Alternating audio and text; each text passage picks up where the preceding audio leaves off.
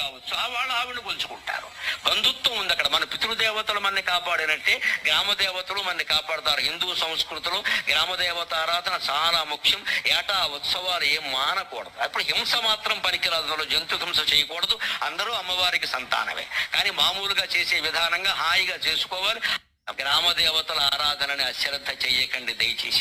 గ్రామ దేవతల ఉత్సవాల్లో అన్ని వర్ణాల వాళ్ళు పాల్గొని ఆవిడ ముత్యాలమ్మ కావచ్చు, పోలేరమ్మ కావచ్చు, ఎవరైనా కావచ్చు, ఆవిడే పరబ్రహ్మస్వరూపం అని ఆరాధన చేయండి. ఖచ్చితంగా మీ కుటుంబాలన్నీ బాగుంటాయి. ఎందుకంటే అసలు దేవతలకి, బ్రహ్మకి, విష్ణువుకి, శివుడికి నువ్వు నేనేమి మేనత్త కొడుకు కాదు ఇక్కడ.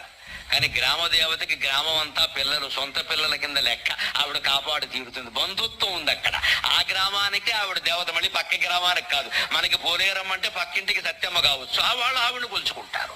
బంధుత్వం ఉంది అక్కడ. మన పితృదేవతలు మనని కాపాడినట్టే గ్రామ దేవతలు మనని కాపాడతారు. హిందూ సంస్కృతిలో గ్రామ దేవత ఆరాధన చాలా ముఖ్యం.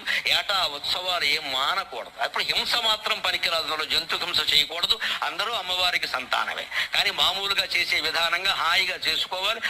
గ్రామ దేవతల ఆరాధనని అశ్రద్ధ చెయ్యకండి దయచేసి. గ్రామ దేవతల ఉత్సవాల్లో అన్ని వర్ణాల వాళ్ళు పాల్గొని ఆవిడ ముత్యాలమ్మ కావచ్చు, పోలేరమ్మ కావచ్చు, ఎవరైనా కావచ్చు, ఆవిడే పరబ్రహ్మస్వరూపం అని ఆరాధన చేయండి. ఖచ్చితంగా మీ కుటుంబాలన్నీ బాగుంటాయి. ఎందుకంటే అసలు దేవతలకి, బ్రహ్మకి, విష్ణువుకి, శివుడికి నువ్వు నేనేమి మేనత్త కొడుకు కాదు ఇక్కడ.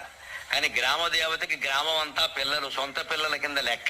ఆవిడ కాపాడు తీరుతుంది. బంధుత్వం ఉంది అక్కడ. ఆ గ్రామానికి ఆవిడ దేవత, మళ్ళీ పక్క గ్రామానికి కాదు. మనకి పోలేరమ్మ అంటే పక్కింటికి సత్యమ్మ కావచ్చు, వాళ్ళు ఆవిడని కొలుచుకుంటారు.